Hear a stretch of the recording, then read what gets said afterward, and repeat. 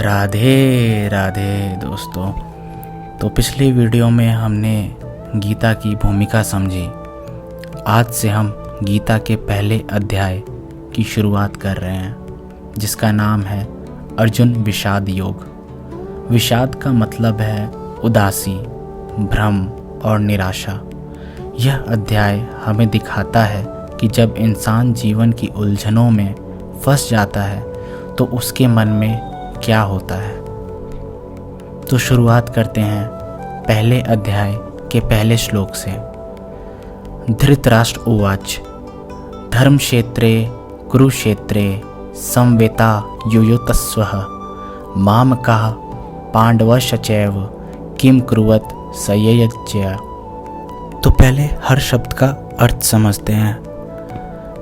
तो धृतराष्ट्र उवाच यानी राजा धृतराष्ट्र ने कहा, धर्म क्षेत्रे यानी धर्मभूमि यानी तीर्थ स्थल में, कुरुक्षेत्रे यानी कुरुक्षेत्र नामक स्थान में, संविता यानी एकत्र, युयुत्स्वः यानी युद्ध करने की इच्छा से, माम का यानी मेरे पक्ष यानी पुत्रों के बारे में बात कर रहे हैं, पांडवा यानी पांडु के पुत्रों ने, च यानी तथा, एव यानी निश्चय ही, किम अथवा क्या, अकुर्वत किया, सयज्ञ हे संजय। अब सारे शब्दों को एक साथ जोड़ा जाए तो यहाँ पे राजा धृतराष्ट्र ने अपने मंत्री संजय से पूछा, हे संजय, मेरे पुत्र और पांडव पुत्र धर्मभूमि कुरुक्षेत्र में युद्ध की इच्छा से एकत्र हुए हैं, उन्होंने क्या किया। यहाँ ध्यान देने वाली बात है कि कुरुक्षेत्र को धर्म क्षेत्र कहा गया है, यानी धर्म की भूमि।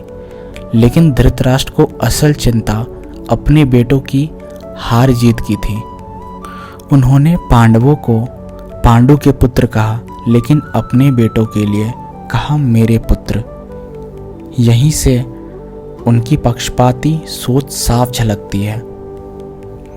धृतराष्ट्र अंधे थे, लेकिन सिर्फ आंखों से नहीं बल्कि मन और बुद्धि से भी। वे जानते थे कि उनकी बेटों ने अन्याय किया है। उन्हें पता था कि युद्ध अधर्म के कारण हो रहा है, फिर भी वे सच को स्वीकार करने में अंधे बने रहे। यह बहुत छोटा श्लोक है, लेकिन इसमें गहरे रहस्य छिपे हैं जो हमारी रोज़मर्रा की ज़िंदगी पर भी लागू होते हैं। दोस्तों, ये स्थिति हमारी ज़िंदगी में भी आती है जब हम सच जानते हैं लेकिन अपनी सुविधा या मोह के कारण उसे मानते नहीं। जैसे घर में कोई बच्चा गलत काम करे और माता पिता उस पर पर्दा डाल दे, या ऑफिस में किसी खास कर्मचारी की गलती को मैनेजर इग्नोर कर दे क्योंकि वो उसका करीबी है।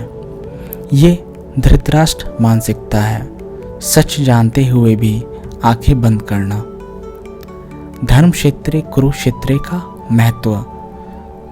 श्लोक में कुरुक्षेत्र को धर्म क्षेत्र कहा गया, मतलब यह भूमि सिर्फ युद्ध भूमि नहीं थी बल्कि धर्म और अधर्म की परख की जगह थी। यहाँ पर केवल तलवारों का नहीं बल्कि विचारों और सिद्धांतों का युद्ध भी होने वाला था।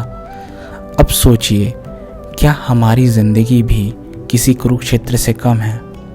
हर दिन हमें सही और गलत में चुनाव करना पड़ता है।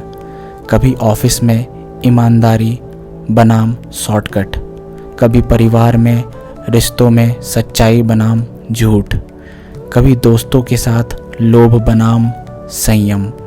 हर स्थिति एक धर्म क्षेत्र है जहां हमें तय करना होता है कि धर्म सही के साथ खड़े हो या अधर्म यानी गलत के। इस श्लोक से हमें 3 बड़ी बातें सीखने को मिलती हैं।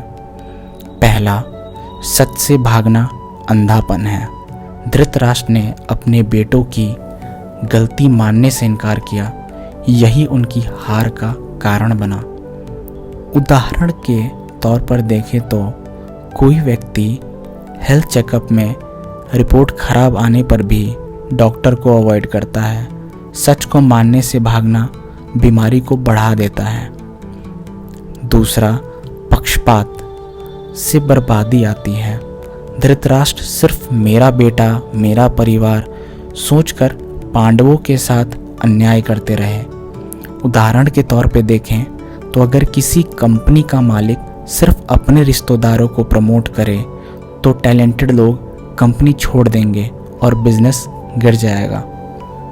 तीसरा, हर जगह एक धर्म क्षेत्र है। हमारी रोज़मर्रा की ज़िंदगी भी कुरुक्षेत्र जैसी है। हमें भी सही गलत में चुनाव करना होता है और हर चुनाव हमें आगे ले जाता है या पीछे। तो दोस्तों, गीता के पहले ही श्लोक से हमें यह सीख मिलती है कि सच से भागना सबसे बड़ी अंधता है। पक्षपात और मोह हमें पतन की ओर ले जाता है और ज़िंदगी का हर मोड़ एक कुरुक्षेत्र जैसा है जहां हमें धर्म का साथ चुनना चाहिए। तो इसी के साथ अगली वीडियो में हम दूसरे श्लोक पर चलेंगे जहां दुर्योधन की सोच और उसकी चालें सामने आती हैं। तब तक राधे राधे। और अगर आपको ये व्याख्या पसंद आई हो तो वीडियो को लाइक ज़रूर कीजिए ताकि ये ज्ञान और लोगों तक पहुंच सके। अपने विचार और अनुभव कमेंट्स में लिखना ना भूलें, क्योंकि आपका एक अनुभव किसी और के जीवन में प्रेरणा बन सकता है। और अगर आप हर मंगल और शनिवार सुबह 6 बजे नए श्लोक के साथ जुड़ना चाहते हैं तो चैनल को सब्सक्राइब करके बेल आइकन ज़रूर दबाएं। अगले श्लोक में फिर मिलते हैं। श्री कृष्णा आपके जीवन में शांति और प्रेरणा ज़रूर लाएं। जय श्री कृष्णा।